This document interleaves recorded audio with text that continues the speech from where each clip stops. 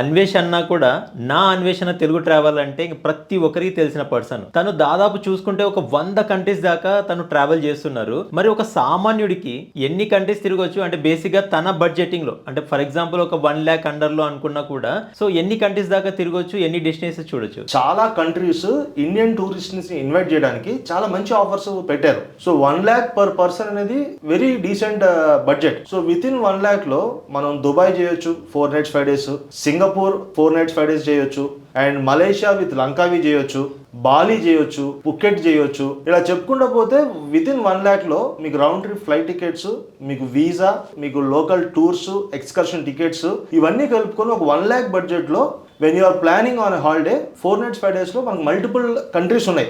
So ఇవన్నీ కూడా Indian tourist కి ఇప్పుడున్న సీజన్ లో ఒక వరం, ఖచ్చితంగా మనం యూజ్ చేసుకోవాలి. ఇయర్లీ అట్లీస్ట్ ఒక 1 ఇంటర్నేషనల్ ట్రిప్కి వెళ్ళే పరిస్థితులు ఇప్పుడు మనకు చాలా ఉన్నాయండి. అంటే ఇప్పుడు మన అన్వేష్ గారి ఉదాహరణ తీసుకుంటే, అన్వేష్ గారు ఏంటంటే ప్యూర్గా ప్రొఫెషనల్.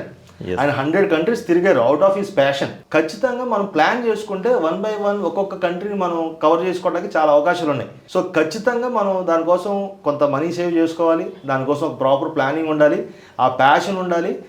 దాంతోపాటుగా మనం ఒక హాలిడేకి మనం వెళ్ళగలిగితే రిటర్న్ వచ్చిన తర్వాత దాని రిజల్ట్స్ ఆటోమేటిక్గా మన లైఫ్లో, పర్సనల్ లైఫ్లో, వర్క్ లైఫ్లో మనకు ఆ బెనిఫిట్స్ కనిపిస్తాయి. దాని రిజల్ట్స్ కూడా మనం హ్యాపీగా ఎండ్యూర్ చేయగలుగుతాం. థ్యాంక్ యూ అండి. Thank you.